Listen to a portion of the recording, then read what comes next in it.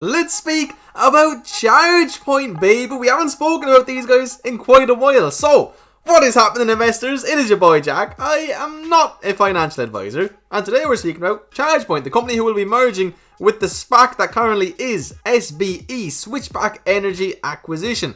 The clue is in the name. These guys are in charging infrastructure, and I think that's a very exciting industry for a few reasons as of this moment in time. So the key points I want to speak about in today's video. Obviously the price we are at, and do I think it's a good buy? And I'm just going to tell you right now, I bought more of this company today. I bought 50 more shares.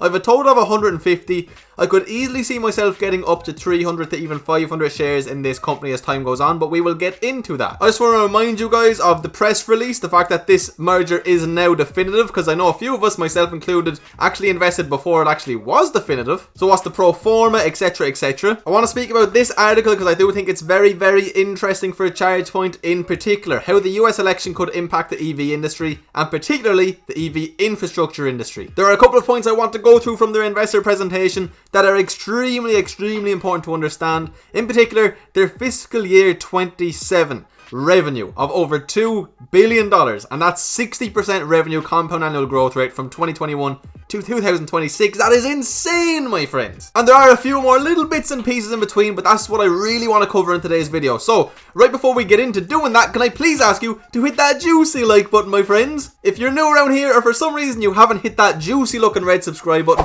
please do it now, because we're so close to 50,000. We could hit it today if you help me out. Hit the button. And also, I would love if you would drop me a comment. Let me know what you think of this company. Are you getting involved? Are you an owner as it is? Let me know down below. So since I haven't covered these guys in a while, we're going to start it off right here. Chargepoint to become public company advancing EV charging networks reach across North America and Europe. Okay, so the business combination with Switchback Energy Acquisition Corp is valued at $2.4 billion. That's the first thing to understand. Now, do we know if that's a good valuation? Do we know if they're going to be overvalued or undervalued? Well, I mean, what I've shown you already from that investor presentation, sorry, wrong article, we're looking at the approximate calendar year of 2026, looking at $2 billion in revenue. As of right now, we have a pro forma valuation of $2.4 billion.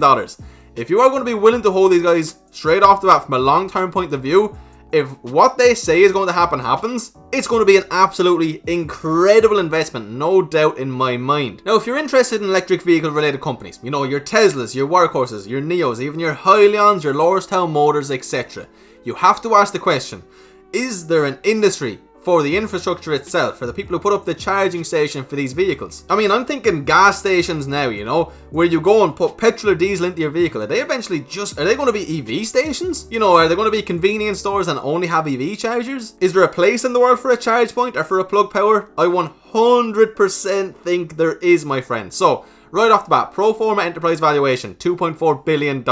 Fiscal year 27 revenue of over $2 billion. 60% compound annual growth rate in revenue, 2021 to 2026. They are some beautiful numbers. So approximately $500 million in net proceeds will advance Chargepoint Inc.'s commercial, fleet and residential businesses. So they provide charging points for all of these, for commercial, for fleets and businesses. So the CEO, CFO and director of Switchbank said, the EV charging industry is accelerating and it is expected that charging infrastructure investment will be $190 billion by 2030, and I believe it could be even more, and we'll get into that. As a first mover in the space, Chargepoint has distinguished itself as the #1 EV charging network and is well positioned to deliver mission critical charging infrastructure as the expected transition to electric mobility accelerates. Again, a point I very much so agree with. A fact sheet that Chargepoint themselves issued September 2020. They offer access to hundreds of thousands of places to charge with one account. They've already delivered over 82 million charges, people. This is a very well established company as it stands today. A driver plugs into their network every 2 seconds approximately. They work with BMW, Cadillac, 3M, Dell, eBay, GM, Google, Johnson & Johnson. A lot of huge names. So these guys are very well established. Understand that from the beginning. This isn't even what I'd call a startup, which we speak about in the EV world so often. They are established. One thing I really want to speak about, and it's extremely relevant right now, how the US election could impact the EV industry. And there's a few points here, but I really just want to speak about this here.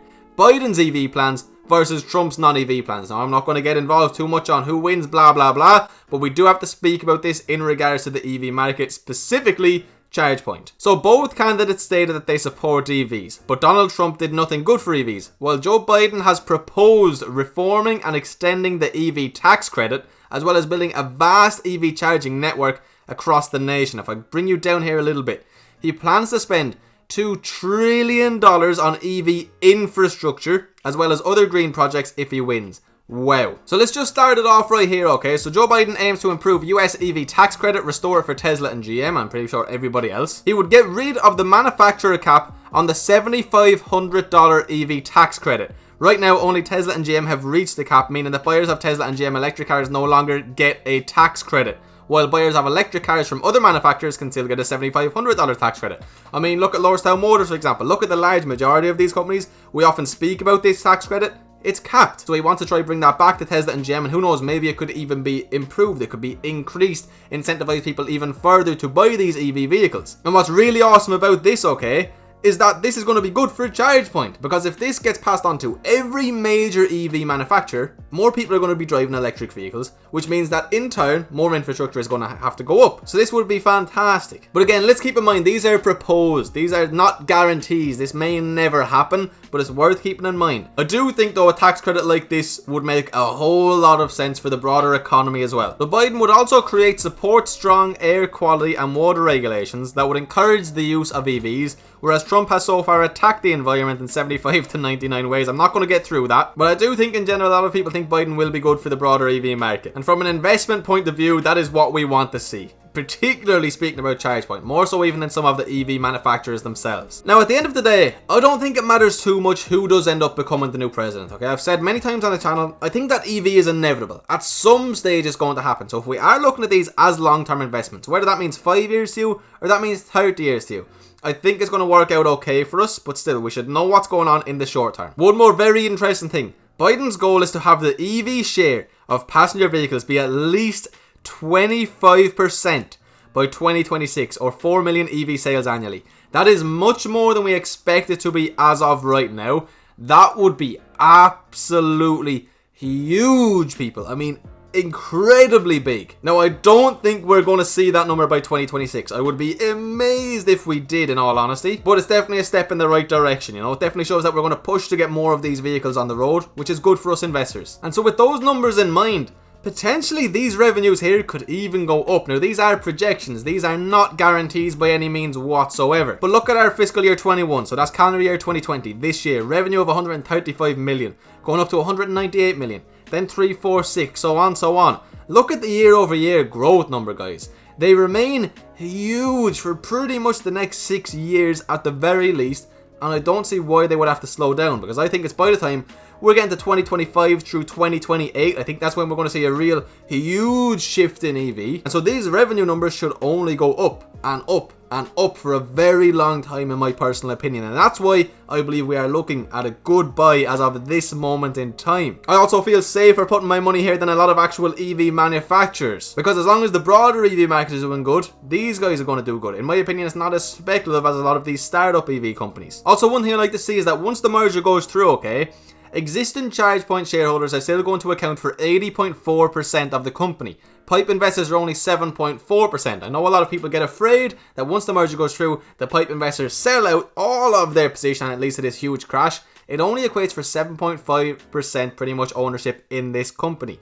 SPE investors take up the next 10.3%, and the founder shares are only at 2%. So I like this to an extent. It should just mean that we don't see a big crash when the merger happens, as we've seen happen many times as of lately. Look at hyliion, look at lordstown Motors. Now, to be fair, they have been part of broader market sell-offs, particularly lordstown Motors, but still. Now, this is something that I really, really love right here. They are winning in North America and expanding into Europe, and I've expressed how important I think Europe is going to be for these companies in maybe 5 years down the line. I don't think it's going to be the most important thing in the whole world the next year or two, but in 5 years, especially 6, 7, 8 years, I think it's going to be really important. So their market share of the network L2 charging is at about 73%. Now, to be fair, this refers to connected charging of certain specifications, but still, they own a large proportion of the market share in North America. They are expanding in Europe, and they already are in Europe, which is something I really, really love to see. Pretty awesome as well. On my Discord channel, we have a chat about these guys, and I've seen people put in taking pictures of the charging stations. So we actually have, you know, foot soldiers out there taking pictures, looking at them. Some people in there actually use these chargers and have done for years. So that's awesome. And they are operating in 16 European markets, okay? Partnerships with energy retailers and leasing solution providers. And they have over 133,000 ports accessible via roaming integrations. Beautiful. So why did I go ahead and buy now? Okay, I bought at 15.15 a share. My cost base is now at 14.34. I have 150 shares, as I said. Look, this is the entire history of the chart. It's not very long, and there's not really any support resistance in particular. It's just been some up and down trading. Not a lot has been going on. And so, I mean, yeah, I could definitely see them falling down towards the 12s again, maybe. Who knows? I mean, very recently we hit the high 12s. But for me personally, guys, I still want to double, if not triple my position in these guys at some stage. So, buying my 50 shares at this price, you know, it's not going to matter too much if they come back down to 12.80 or 12.20. That's when I would buy a little bit more. That's when I probably buy 100 more shares. I was looking at the chart and I didn't really see anything that popped out to me. I think we're just going to move with the broader market, and we're also going to move if there is any big news. Potentially the merger actually will be a catalyst for this company. So I didn't really feel the need to wait, you know. I just said, let's start nibbling. Let's just start taking a few shares every now and again. Let's not be too greedy or be too specific with the price points, because it's hard to do so when there's no indications of exactly where I want to buy. We're not in a clear uptrend, we're not in a clear downtrend. You could try make some resistance and some support down here. I'm just happy to buy at these prices. Now, I won't be going all in. I won't be building my full position until something bigger happens, whether that means in a downwards position or we go up because of some good news. But I'm going to start building. At the end of the day, we're looking at a very exciting looking company, okay? We're in insane market conditions. But I do think that by 2025, 2026, we'll have made a whole lot of juicy money in this company. In the meantime, I think we're going to have our ups and downs. I most certainly do. But I'm happy to just nibble away, baby. Of course, guys, do remember I'm not a financial advisor. These are just my thoughts and opinions. If I buy a company, it doesn't necessarily mean that you should. I urge you to do your own research, my friends. But that's where I stand on the company. I felt like making an update since I did buy. If you watch this video all the way until the end, you, my friend, are a true legend, and I really do appreciate you being here from the bottom of my heart. Your support means the world to me, especially now that we're getting so close to 50,000. With that being said, please hit that juicy red subscribe button. But anyway, if you did enjoy, took some value, consider hitting that like button, drop me a comment. I will see you for another video very soon, my friends. I hope you all have an absolutely fantastic day. Peace.